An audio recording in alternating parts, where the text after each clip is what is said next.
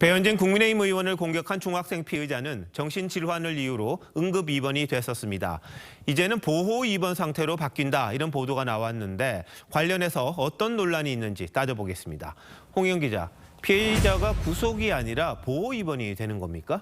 네, 그렇습니다. 피의자는 지난 25일 체포된 뒤 정신질환에 의심돼서 응급 입원 조치됐었는데요. 오늘로 응급 입원 기한인 72시간이 지나서 피의자의 부모가 병원 측과 상의해 보호 입원을 결정할 것으로 보입니다. 이렇게 되면 계속 입원 치료를 받으면서 보호자 입회 하에 수사를 받습니다. 응급 입원, 보호 입원. 뭐가 다른 겁니까?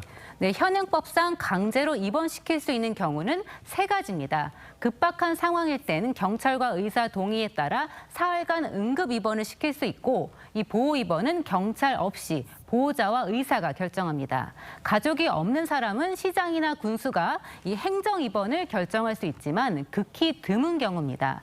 입원 방법이 다를 뿐 치료받는 건 모두 같습니다. 중증 정신질환자라도 이렇게 강제로 입원시키는 게 그럼 쉽지 않다 이렇게 봐도 됩니까? 네, 2017년 법이 개정되면서 까다로워졌습니다. 그전에는 보호자와 전문의 1명씩 동의하면 됐지만 지금은 배우자나 직계가족 2명 이상이 신청하고 서로 다른 병원에 소속된 2명 이상의 전문의가 같은 소견을 내놔야 합니다. 또 치료 필요성과 자해나 타해 위험성 둘 다 충족해야 입원이 가능합니다. 인권을 보호한다는 취지지만 조기 치료가 더 어려워졌다는 게 의료계의 지적입니다.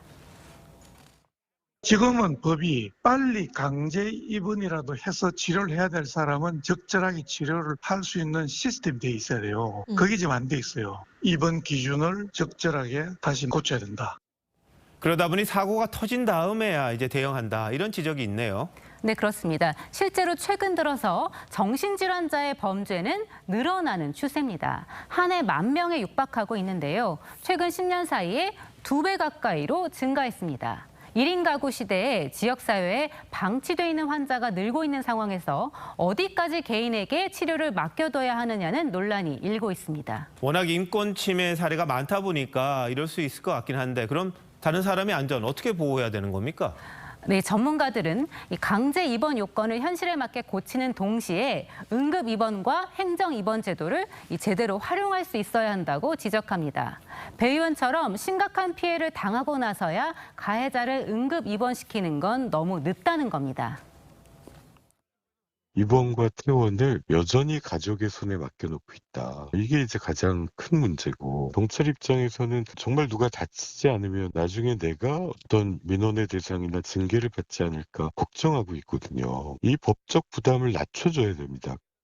네, 인권도 중요하고 동시에 이웃과 국민의 안전 중요합니다. 이 두 마리 토끼는 반드시 잡아야 할 텐데 그런 방안이 좀 나와야겠군요. 홍영 기자, 잘 들었습니다.